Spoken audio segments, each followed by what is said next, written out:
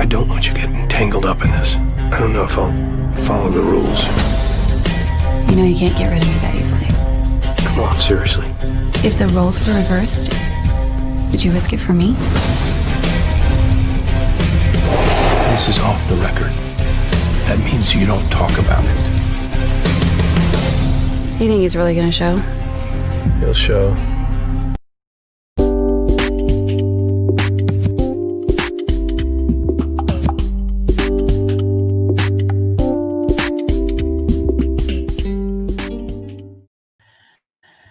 Hello, everybody, and welcome to the Maurice Brown Show. We have a special guy on our show today, as you can see, an actor who began his career in television, film, and theater over 30 years ago. He studied theater at the National Youth Theater of Great Britain, American Conservatory Theater in San Francisco, and Professional Actors Conservatory in Los Angeles. He can be seen in Breaking Bad 2008, American Crime 2015, and most recently released 5 Feet Apart in 2019. And now you can see him in the hit faith-based crime series Vindication. In 2018, he completed production on the 10-episode series Vindication, currently available on Amazon Prime, PureFlix, and Redeem TV. Ladies and gentlemen, with no further ado, please welcome the very talented Todd Terry. What's up, Todd? How are you? What an introduction, man. Thank you. I'm glad to be here. Man, I am glad that you're here, man, and you are worth the introduction, man. I'll tell you right now, I've been watching this show, and I was immediately hooked, Todd. You know, I'm sure you are very familiar with Candace Kirkpatrick and Skeeta Jenkins. I had them on my show a few months ago, and they talked about Vindication. I didn't know anything about it. My wife immediately ordered PureFlix. We sat down, watched season 1. I was immediately hooked. And dude, you just do an awesome job, Todd, in that show. And I was telling you before we came on, the realism, the authenticity of the real life issues that everyone goes through. You guys address it. I mean, straight up. But you don't ever get to the line of inappropriateness, which you very well could. Hollywood loves to do, and you guys don't do that. And I just love it, man. I just love it. Excellent job on that show. And as we talk about season 1, which is in the books, when do you guys begin filming season 2? So, God, I'm trying to think when we wrap season 1.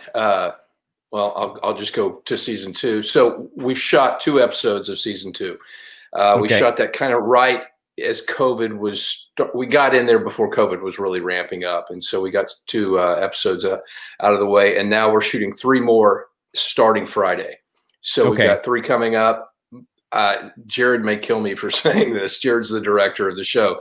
But we're hoping for a mid-season release with the first 5 episodes, hopefully maybe January, first part of next year. Then I'll let Jared correct me on that. But yeah, we're in the thick of it, man. I'm memorizing lines and trying to take care of myself before getting into the thick of it. Yeah, I would love to know how you landed the role of Detective Travis. So I was at it's Christian Media Artists. I think that's what it's CMA. They have meetings nationwide. And so it was a local one in Dallas. And I was there speaking on a film that I had done called Beyond the Farthest Star, which was shot probably 8 years ago. And Jared came up after the meeting and said, "Hey, I'm thinking about doing a short film. Would you want to be a part of it?" I said, "Yeah, sure." And that's honestly how it started.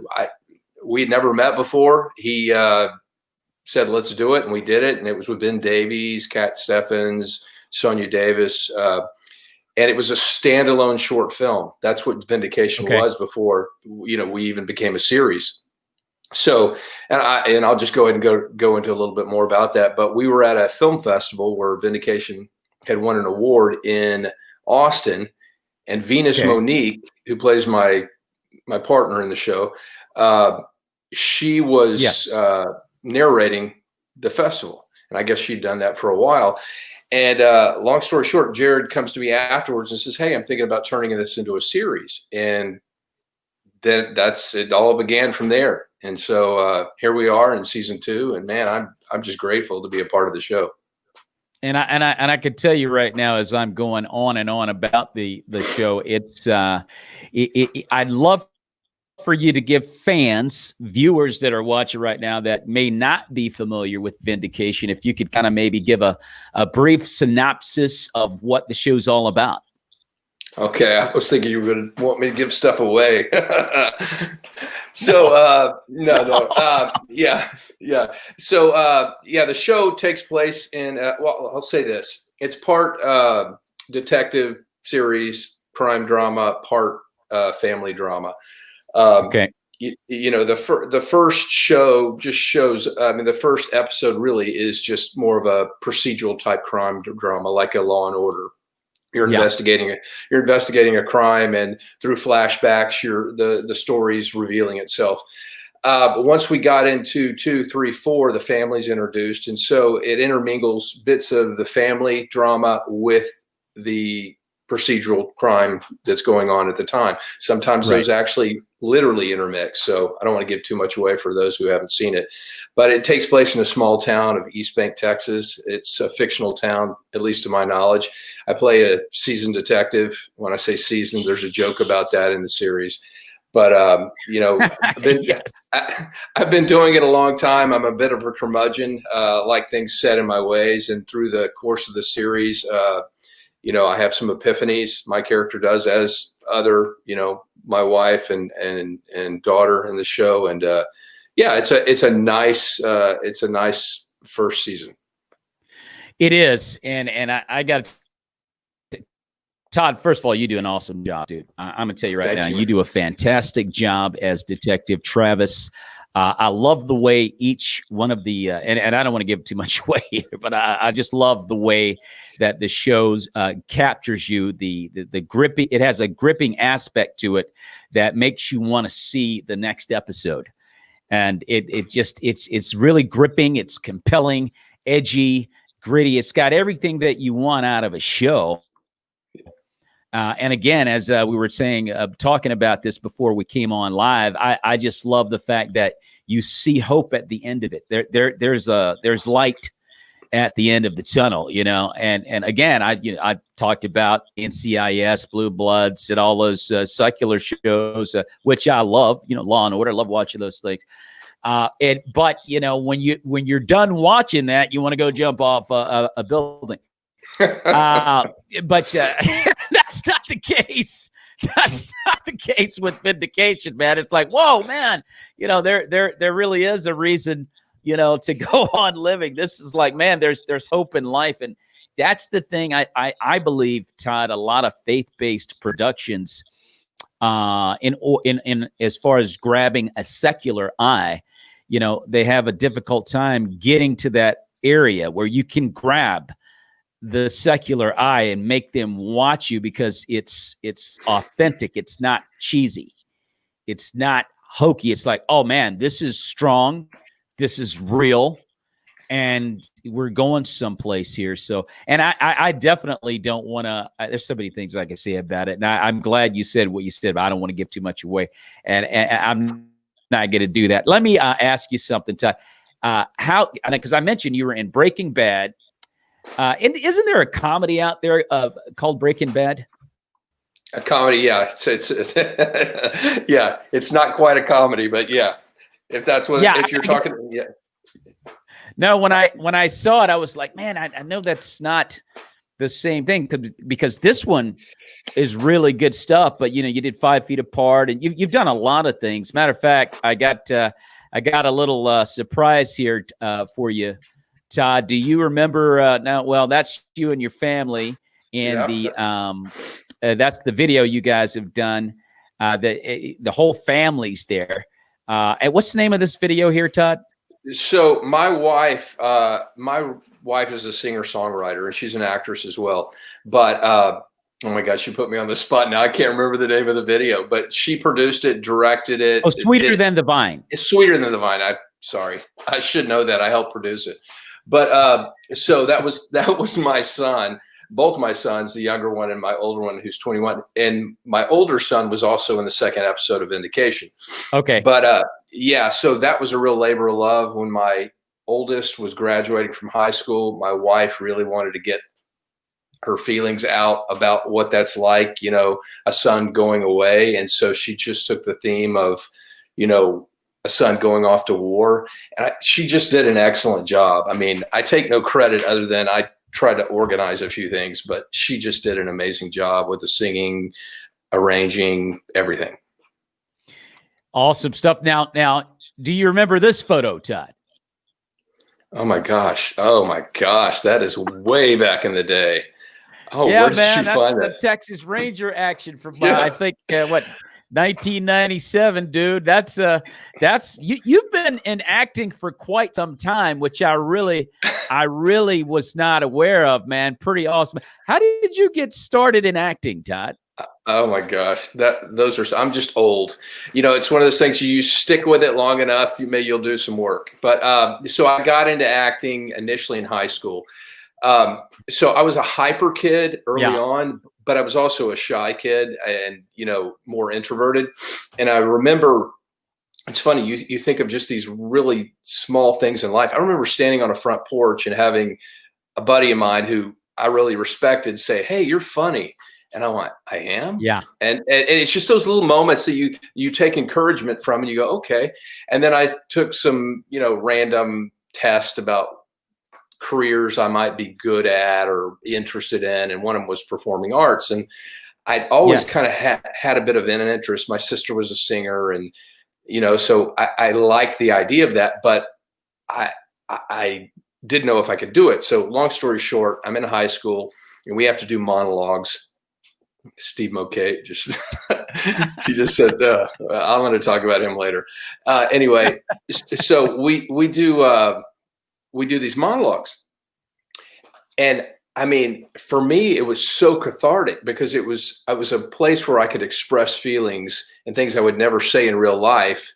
Yes. And I'm not talking about being inappropriate, but things that I couldn't get out normally. And so for me, acting was therapy for years. It was just a way to express emotions and whatnot. So that's how it started. And then I went to theater school and, pursued it like, many people do and just said, "Hey, I want to do this," and kept with it. Well, I tell you, man, I love that photo of the Texas Ranger. That I tell you, man, that's pretty impressive. And, and sometimes, when you're young, your friends will tell you things, like, "Man, I think you're funny," and this, that, and the other. Like, as you know, I'm a stand-up comic, so I used to, when I was growing up, black guys have a term called joning, where we pick on each other, or we'll call it scolding or what have you. And so, out of self-defense, I actually became very good at it. My brother said, "Man, you're really awesome at putting these guys down." Of course, you don't want to demean anyone, but you start you start to realize, you have certain talents when you're younger, and we don't always follow through with those things. Thank God that you did, Todd, because you are a very, very good actor, man. I know that you've done some stuff in theater and as well. What do you think is more challenging, doing the live theater stuff or what? No, I'll ask a different question. Which is more enjoyable, the live theater or just doing regular film? That's such a hard question. I love live theater because I like the continuity of it. I like that you start somewhere and you end somewhere, and you have the audience reaction. You as a comedian, that's where you get a lot of your stuff. And I love that. Skeeta.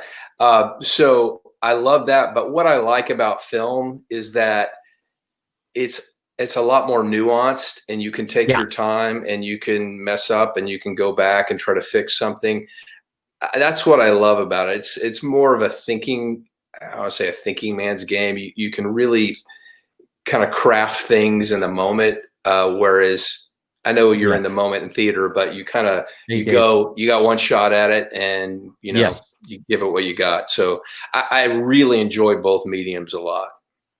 Yeah, it's and now I want to ask you a little bit about butterflies, especially when you're talking about live theater. I don't know if you've ever watched Curb Your Enthusiasm. Mhm. And I don't know how much you watch the show, but there's an actor on that show who's talking about the first time he had ever done live theater, just starting out, and he walked out.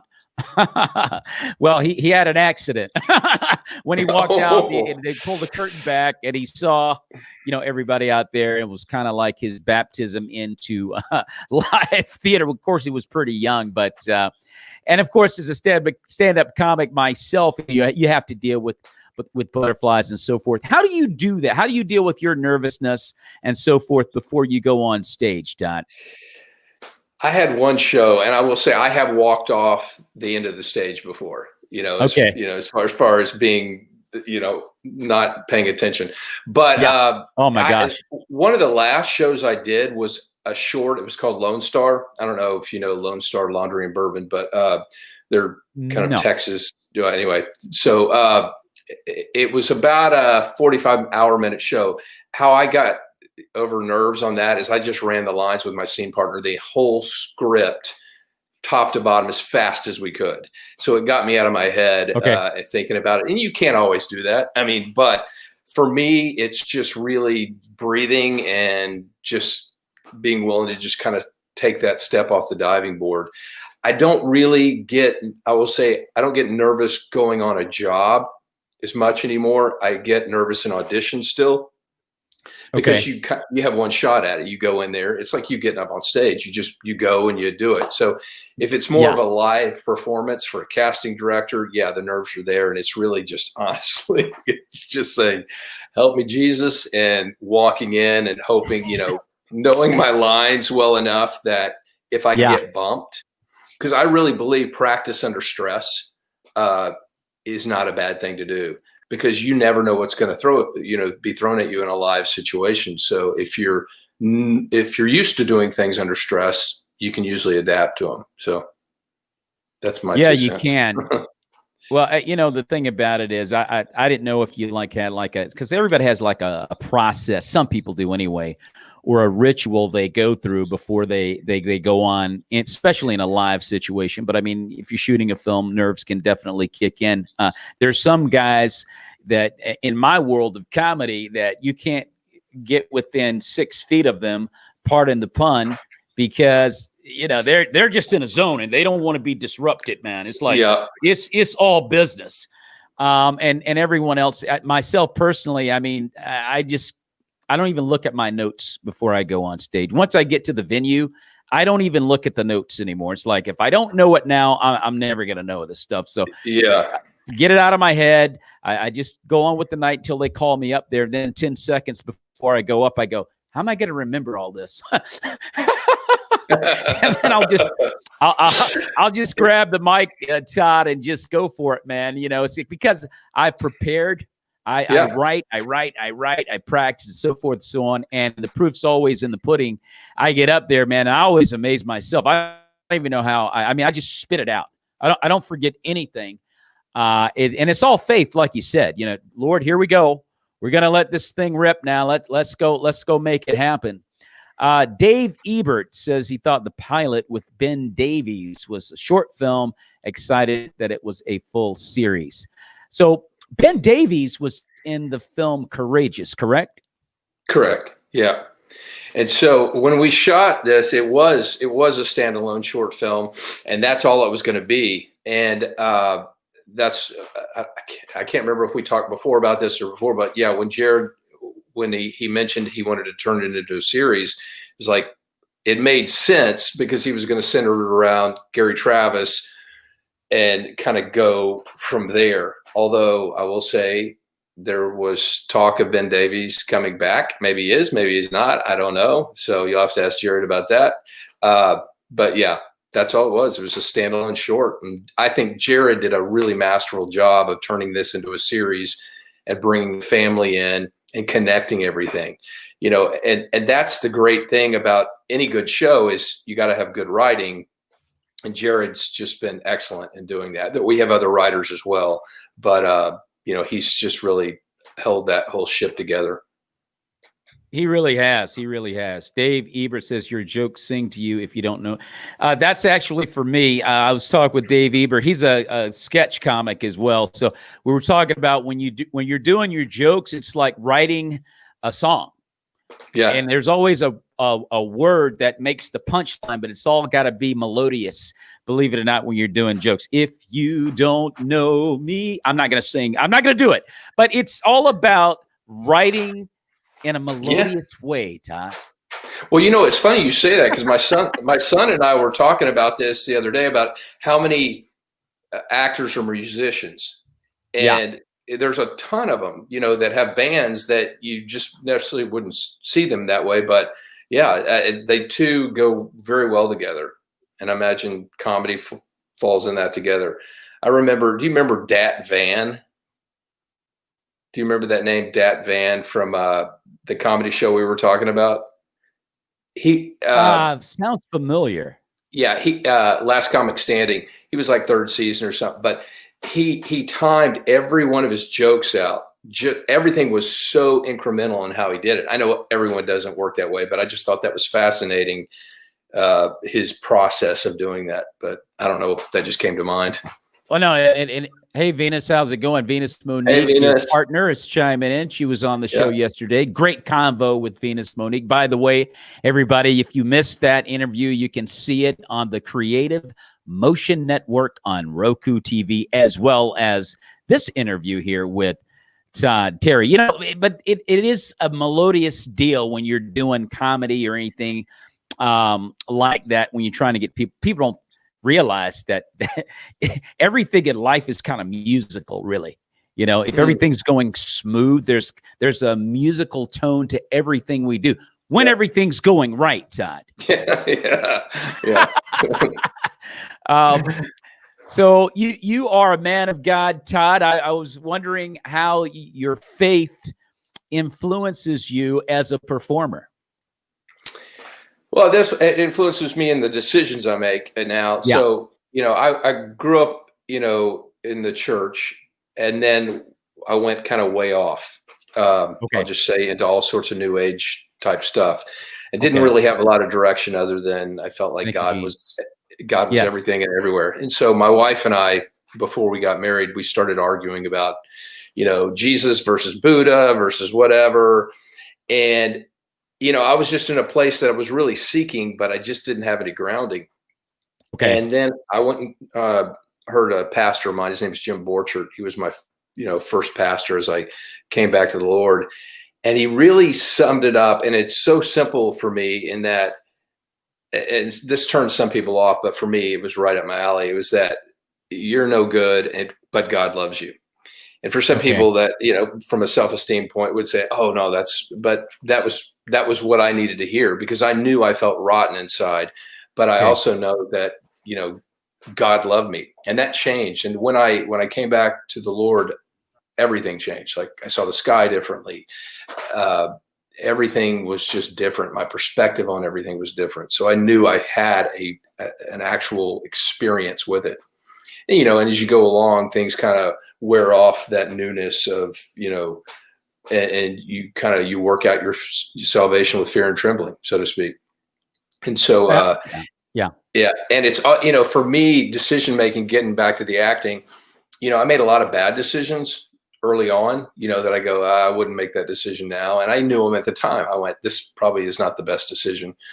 But, you learn those things, and a lot of times you get scripts and you don't know what the full script is. You get sides that you read and you don't know. So a lot of it's about, praying and, God, shut the door, if this is not where I need to be. And some people may say that's not the way to pray, but when you don't know the big picture, that's the way I pray.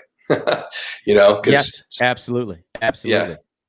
I'm sorry. Go ahead, Todd. No, go ahead. I was going to say, it's difficult, man, as Christians as far as, what kind of a job you're going to take in this business. A lot of times, there's this money on the line and this, that, and the other, but you got to make the right decision. Would Christ be proud of you for taking this job? And you have to make those tough decisions. I had an opportunity to be in a film. And thank God the Lord actually had to intervene, because when I took the job, I thought it, let me put it this way. I didn't read the script. Okay. I got the job. I won the audition, and my wife and I both together, we went straight to my lines. we didn't read the script. Because it was the script was where the film was honoring a subject that should be addressed, and it was about domestic violence. So I figured they were going down the right road, and I just assumed. So we did the table read, and I'm at the table read, and dude, the stuff I'm hearing at the table read was blowing my mind, because I was playing a respectable role. And I thinking, wow, I mean, how bad could it be? But it was bad. And I heard some of matter of fact, it could have been pornography. There were two scenes in the film that was just pornography, bottom line. And I said, oh my gosh, what am I doing here? And sure enough, the project did not come to fruition. God literally grabbed me by the nape of my neck and pulled me out of there, man, because I was already in. I was in too deep, too far there. So God came in. He stepped in. Thankfully, I had an opportunity to be in Love Different in 2016, a film that was directed by Anthony Hackett. And I had a chance to play alongside Jen Gotzon and Tommy Ford. Do you remember the TV show Martin from the 90s? Yeah, yeah. So do you remember the next door neighbor, Tommy, who never had a job? I don't remember him. I remember Martin. Yeah, but I don't remember him. Was he Well, Tommy was one of the more popular characters on that show. Long story short, I had a chance to do a film with Tommy and Jen Gotzon, and that was a blessing. And that can be seen on PureFlix. We did that in 2016. What is it like having to do retakes when you're filming, Todd? It's just kind of par for the course. I think, you go in there giving your, what you think you're supposed to be doing at the time, and then it kind of evolves over the time of doing it. So it's okay. I just look at it as you just get through the scene and then you do it again. If it's not working, you do it again. But, it's like I was thinking, because I just did a short film recently, and it was highly emotional. The subject matter was it's horrific. And it was, regarding a suicide. And we shot that 20 something times. And, they always say, wait for your close up to, oh my God. Wow. Give all your stuff. And I didn't wait. I did, because I didn't realize I'm going to be the last one shot, as far as coverage goes. And so, I guess I'm saying you have to pace yourself. But you also got to trust the director to kind of guide you, when maybe you're not on camera as much to do the heavier lifting stuff. But I don't mind retakes. I kind of, I like it because it's a chance to play and try new things, and then you leave it in the director's hands and let him edit. Yeah, I asked Venus the same question yesterday. I'm really not.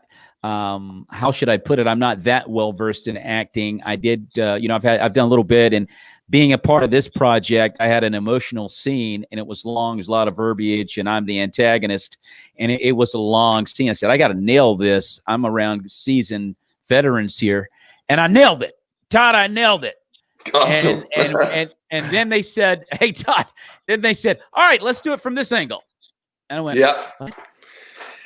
Yeah.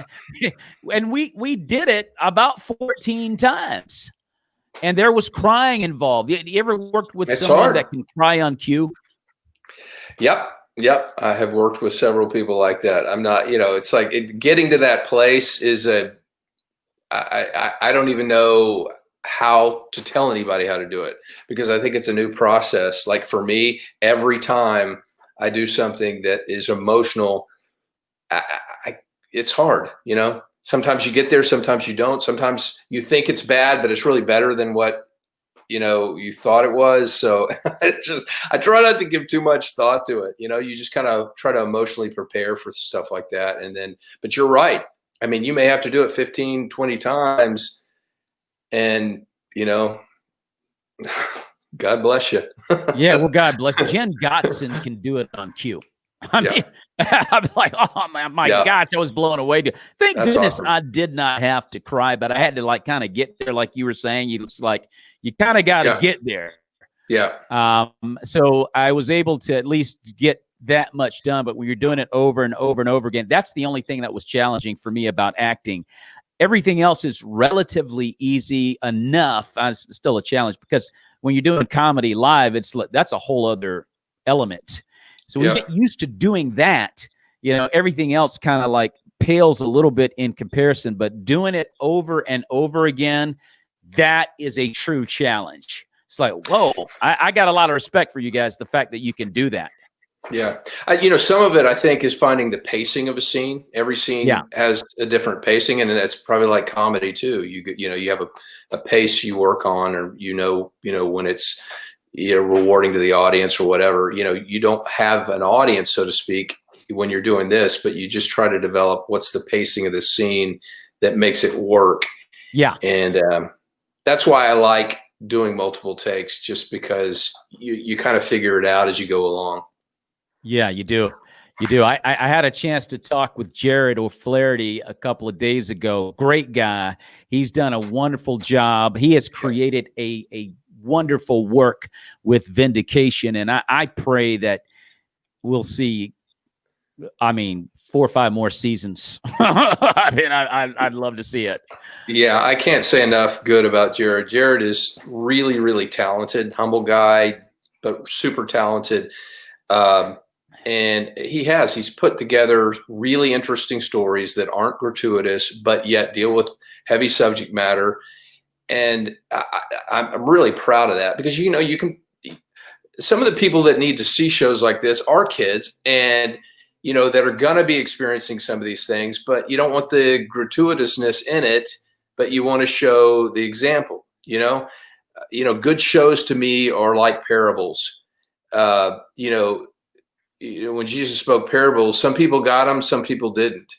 And I think that's important, is that, we're not too on the nose on things, and allowing people to really think about what they're seeing and experiencing. So I think Jared does a great job at that, as well as the other writers, and keeping that going. And I can't wait for season 2, because he's got some great stuff up his sleeve for season 2, family related and whatnot. So it's good. And maybe Steve Mocate. I just got to say, Steve Mocate, he plays my kind of my boss, and he does a great job. But he wanted to make sure I mentioned him. So Steve, hey buddy, I'm mentioning you. He's a good. Okay. He's a good. Steve does a great job. I love the job that Steve does as your boss, and and I just think you just do a great job of driving the bus, Todd, of the series. I really do, and I'm not kidding you. That's a genuine compliment. I think you do a great job of just driving the show. And it's so authentic and realistic. You can you're just a everyday guy. You're working hard, you're trying to take care of your family, and you're dealing with some real substantive stuff that, quite frankly and honestly, for men in that field, it kind of messes with them a little bit, mentally after a while. And you kind of show the wear and tear a little bit of how long you've been it, but you maintain your line or your mark of what it is that you have to do and what you're doing, and with the aspect of light involved, and it's kind of really difficult to talk too much about Vindication without giving too much away. Todd, great job, dude. Thank you. And Steve, I was just kidding. Steve, Steve's a good friend of mine, and I just like to mess with him, so I didn't want to embarrass him. But he's a great guy. Anyway, well, Steve thinks that's pretty funny. He's all good with it, Todd. He's all good. Kevin Scott Collier says, what part of your role in Beyond the Farthest Star touched you most personally? Oh, wow. Probably the father-daughter. It's funny. It's a lot of stuff I do seems to have father-daughter things. I don't have a daughter. I have two sons. But yeah, my daughter in that show was really about, she was cutting or burning herself and, doing some things, acting out, and just that whole relationship. I find those powerful. Like I said, I've never had a daughter. I can only imagine, that experience. But having two boys is it's an amazing experience. And you go through trials and tribulations, with your family. And but just I don't know, just seeing. I just like overcoming stories, I guess, Yeah. because in life that's what it's about. You either keep going or you give up. And even though we personally go through hard times, there's always light at the end of it. And that's why I like stories like that. So I hope that kind of answers that question. Well, speaking of light, as we've been talking about Vindication, we are talking with Todd Terry, who plays Detective Travis on the show. Season 1, 10 episodes. Check it out on PureFlix, Amazon Prime, and Redeem TV. Let me ask you something, Todd. Do you think that Vindication, to me, I think it's just a new kind of, and it's a more effective project in the world of Christendom when it comes to entertainment. In my opinion, it's the best. And by the way, it's the best faith-based project I've ever seen. Bottom line, as far as I'm concerned. No, thank you. Do you think this can point the way in faith-based entertainment to a more effective way in dealing with substantive issues?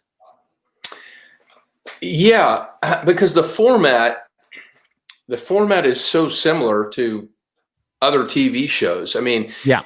I think really, I was thinking about this. I was like, what makes shows different? First of all, the writing. The writing is critical to make a show strong and have life to it. And then you've got, the actors, and you've got the lighting and the audio and all those things, but the story has to be really strong. And that's, again, where Jared has done such a great idea. So there's so much opportunity out there for Christian writers to produce this kind of stuff. It's really just going. I mean, Jared, I can't speak for him. I'm sure he took a leap of faith, and turning it into a series. And, hopefully it's paying off for him. But I think it's the great thing about it is, again, there's not any gratuity in it. Yeah. But we're dealing with strong subjects, which I think is important. So yeah, to answer your question, yeah, there's lots of room for shows like that to grow and not be afraid to hit the heavy subjects, but do it in a manner that would, be pleasing. I mean, you read the Bible, there's tons of heavy topics in the Bible, Yes, there are. We don't shy away from those topics, but, they're not written in a way that's like, cover your eyes, Exactly. And I think that's what the faith-based world is kind of fighting with, or should I say maybe even against, in an effort to be so holy and clean. You're forgetting about the substantive stuff out there that people are going through that's not holy and clean, and how in order to get them out, you're going to have to meet them where they are, and so to speak, to a certain extent. And I think that with this work that Jared has done in Vindication, again, I think it's the best I've ever seen in faith-based presentations and productions. Maybe other writers and directors will kind of piggyback on the road that Jared is taking, because there's nobody out there that I've seen doing anything like what Jared is doing, as far as I'm concerned. Dave Ebert says he loves the 3 parallel universes that Detective Travis is in, each affecting the other. I mean, the 3 women in his life, wife, daughter, and new partner. As he evolved in one, he evolved in the others. And a great comment, Dave. I'm wondering if he means what I think he means by that, but I don't know, because I don't know if that's what referred. Peggy and I are in another show. We're in the same another show, Fear of the Walking Dead, and okay. And so I don't know if he was referring to any of that or not. But anyway, that is a parallel universe thing. But yeah, Anyway, Okay. Dave, explain that to me. Okay, yeah, Dave, if you could clarify a little bit there, interesting comment. But as we talk about this road that Jared is on, I want to ask you an even and deeper question, Todd, on that subject. In faith-based projects, do you think secular audiences are in general are starting to be drawn more to faith-based works and presentations and films? Yeah, I think when you're doing, again, it all begins with story. So if you're preaching to the church, you're preaching to the church. If you're preaching to a secular audience, your language is going to be different. Okay. It is the way I look at it. So, just audiences in general are used to things that are secular. So if you're putting things that are biblical tenets, things like that in shows, but speaking in common language, Yeah. my opinion is you're more likely to get people's attention because you're not hitting with the stuff that you would hear in the church that they may never have heard before. It's like being too on the nose about what you're saying. So I don't know. That's what I like about Vindication specifically is that you see him growing from in the first season, he wasn't really necessarily a Christian, but you see something that happens that'll evolve into season 2. Yeah. But it's not something that is hitting every episode. My wife in the show, Peggy, Becky in the show, is a believer, and how that influences the life of her kid and also myself. Yes. I think it's a nice way to handle it without just making it, here's your biblical lesson for the day. But I'm not knocking. Yeah. Go ahead. So Dave Ebert says within the show, Travis, the character, is evolving in his 3 roles as father, husband, and partner mentor. Oh, wow. Wow. Dave, come on with it. Come on, buddy. And Kevin Scott Collier says, what can you tell about playing Robert E. Lee Sr. in the upcoming project, Don't Tell a Soul? Great cast. Karen Abercrombie, she's been on my show before, about a couple of months ago. Sharon Lanier, Anita Cordell, and Amy Sutherland. You know what? I don't know yet, honestly, because that project is coming, but I don't have a lot of detail on it right now. Glenn Weiss, who is the producer and director, is a great lady. I've known her for years, and she's actually doing another show, I believe, and I don't want to say the name, that my wife, I can't say. I'm going to get in trouble. I don't think it's been announced yet, but so I don't know a lot about that. I am in another show called Pulled from Darkness that was going to shoot in November, and it's based on a true story of something that happened with some trafficking. And of all people, I'm playing a Russian gangster. People probably can't see it, but it was a great opportunity, and I'm excited about that. But that won't film until March. I just brought it up because it's another project coming up. Todd, I want to go back real quick to the film Breaking Bad. Being a comedy guy myself, and I know this is not a comedy, of course, but what's it like working with Bryan Cranston? Well, it's funny. I didn't get to actually work with him. So the very first day when we got the job, he came into the wardrobe trailer and gave us shirts, Breaking Bad shirts. And I thought, oh, that's nice. And I go, I remember that guy. He's the funny guy from Seinfeld. And the show had not taken off yet. So I was real fortunate to get on it before it had, because, me being a random Texas actor, probably wouldn't have been on the show. But it turned into 5 episodes over the period of 5 seasons, which was great. And I got to work with Dean Nolan, who was, his brother-in-law on the show. That was a great experience. Great guy, great actor. And and those things you never know. I got to come back in El Camino just as on a news report, which was fun. Yeah. And so those are things that are, you never know they're coming, but you just keep at it, and sometimes you get some really kind of interesting, cool things. Bryan Cranston is an interesting guy. He's an interesting comic type guy. He's an actor, but I guess he's more of a comic than necessarily a straight up actor. But he did a scene with Jerry Seinfeld. Speaking of Seinfeld, they had to and speaking of retakes, he has a certain kind of look where Jerry could not keep a straight face during a particular scene. I mean, he's just so funny. Bryan Cranston is so funny, and his entrance into acting was almost kind of by accident. I don't remember the whole story, but his intention was never really to be an actor per se. I don't know if you know his whole story or not, but he's very funny, Bryan Cranston.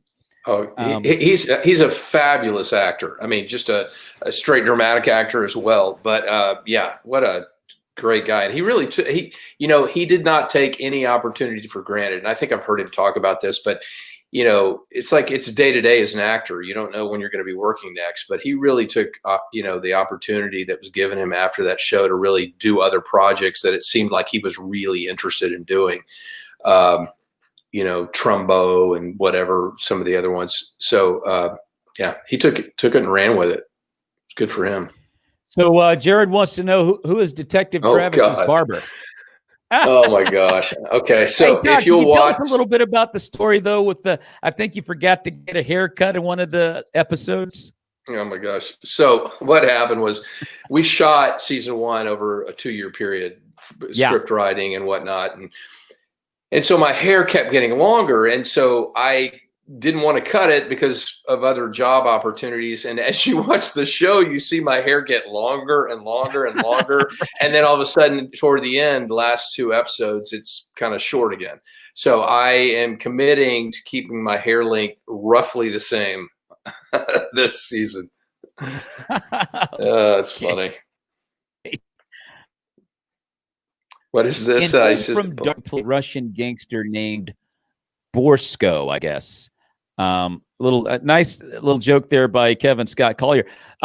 Pulled from darkness. Where can one see that? What platform can we see that film on? Well, that's not on. It hadn't even been filmed yet. So it's okay. It's gonna start filming. I believe it started. I think they filmed a couple of scenes, but most of it's going to be next year because of, I think, some COVID stuff that's been happening. But it's a great story, and really excited to be a part of it. My wife's a part of it as well, and a lot of people you may know. Robia Scott's a part of it. She's also going to be in Vindication. Okay. I don't have everyone's name right at the top of my head right now, but there's a lot of actors that are in the faith-based market that are going to be a part of it. Jean, who is with Treasure Coast Talent, a lot of her talent are in the show as well. Awesome stuff. I want to. By the way, Todd, as far as the filming, and I don't know if you can answer this or not. I was talking to Jared a little bit about it a few days ago as well. But in reference to the COVID-19 and so forth, is there a certain kind of protocol where filming is concerned? Well, I can't speak to Vindication specifically because some of that stuff I'm not even aware of yet. But I will say overall, in general, some of the shows, like the larger shows, you're having. I got tested, I think, 4 times before going on set for one show. Man. So they're not all like that. I'm doing a job tomorrow that they just have the questionnaire form they want you to fill out, make sure you don't have temperature. They'll read your temperature, but some are requiring significant testing before. But it's a bit of a case by case basis because it depends if it's a union job or is it a non-union job. So those kind of rules and regulations are different for both. Yeah, I tell you, this COVID-19, I feel sorry for the athletes to a certain extent because these guys are like getting tested every day, man. Yeah. I mean, and it's a very uncomfortable process, isn't it? Well, they stick a Q-tip up your nose into your brain. Yeah, it's a little bit it's a little uncomfortable at times. It's gotten better. I mean, I think they have the mouth swab and the nose swab, but even my son. Yeah. Go ahead. I think the bigger money shows are doing more testing. Yeah, they are. I mean, I've heard actually I think Jared was telling me that on some, I don't know if it was Jared or not, it might have been Jared, but on some of these bigger projects, when we're talking about millions and millions of dollars are thrown at some of these films, they are testing, multiple times per day. And I think on one particular set, there were like 6 or 7 positive hits, and they had to shut the whole thing down. Steve, yeah. Oh, sorry. Yeah, Steve Mulcahy was just involved in a show that I think that happened to, where he was shooting. He was up there ready to go, and then they shut production down, is my understanding. But yeah, they had multiple tests. Yeah, it's a different world, Hollywood man. What's that? I just said it's a different world we live in now. Oh, it is, and I got to tell you right now, Todd, I think Hollywood is in a really precarious spot, because there's so much money on the line, and they do have to take these multiple tests. And when people are popping and with it, and they have to shut it down, that's a huge problem. I could only imagine when you talk about like Marvel films, you got $1 billion in the last Marvel film they did with the Avengers. I mean, and then they were supposed to come out with Black Widow with Scarlett Johansson this summer, and they had to push that one back. So I can only imagine what's going on in Hollywood right now. They are really, really on the spot, and they may be in a lot of trouble. And you look at the level of a vindication, where you're able to continue to navigate and keep working. It's just a blessing from God to be able to do that. All the glory to Christ that you guys can continue to push forward. Yeah, there's a lot of opportunity right now, I think, for the faith-based market too. Yeah. Everybody wants to adhere to guidelines. I totally get that, but and like I said, sometimes it depends if jobs are the larger union jobs or maybe smaller that happen to be non-union. So I don't know. I just think people that have a running gun crew that are taking precautions can really get some stuff done, because there's some need for content right now. Things have been shut down for a while, so take advantage of it. Absolutely. And Jared says, ask you about the gasoline incident on season 2. Jared, quit picking on me. I ran out of I got to set, and I think I was concerned about being late, so I didn't fill my car up, and I literally had I could get 5 miles, and the next gas station was probably 20 miles. So the nice people at the house we were shooting at allowed me to take about 5 gallons of gas and fill my car up. That's basically it. It's not that big of a deal, but they were sweet about it. Yeah. So Kevin Scott Collier says, what's the status on Washington's Armor? I believe Washington's Armor is shooting again soon. I don't have any dates, but I know scripts have been written and things are moving forward. I saw a post recently that they were casting some additional characters for the show. So yeah, that's all I know. But that's a fun show to work on as well. I wanted to ask you one last question on the faith-based film industry. Do you have any, let's see, how should I put this? Do you have any suggestions, ideas, or views about what the industry could do to maybe improve on producing solid content in general? Golly. I don't know that I can really answer that. If you're talking about the, faith-based or Christian from a Christian point of view. Yes. From that point of view, just write good stories and get, surround yourself with good people and start producing stuff. Yeah. It's grown and grown and grown, it's like, it doesn't necessarily have to be super high production. I think about, what is it, Facing the Giants? Wasn't that done on a really modest budget, but a strong story? Yeah. So that's what I get at. Tell strong stories that people are interested in.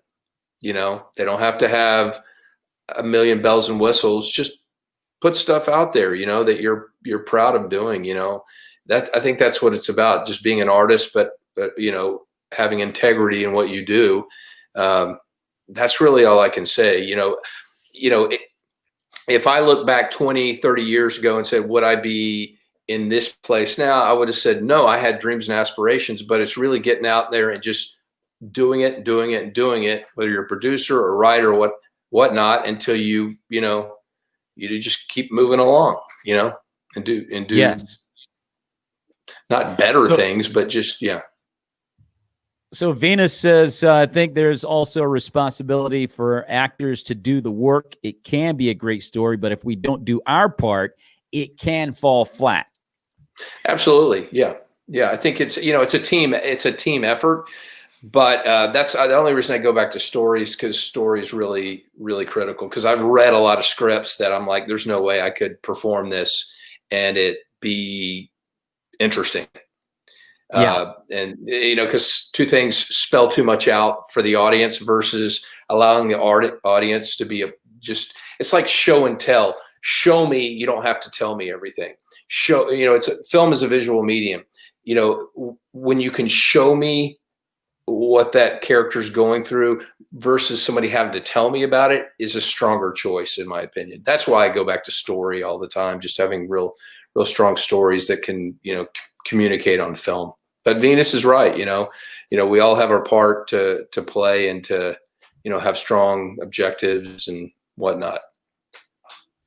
Well, I was talking with an actor on that very subject not too long ago, and they were saying pretty much the same thing. We're so focused on, as I was throwing out the numbers, that Hollywood's able to throw at films like even as much as $1 billion, it's like, and we kind of get caught up in that in Christendom as we do our stuff, like, well, we need more money and truthfully, yeah, we do.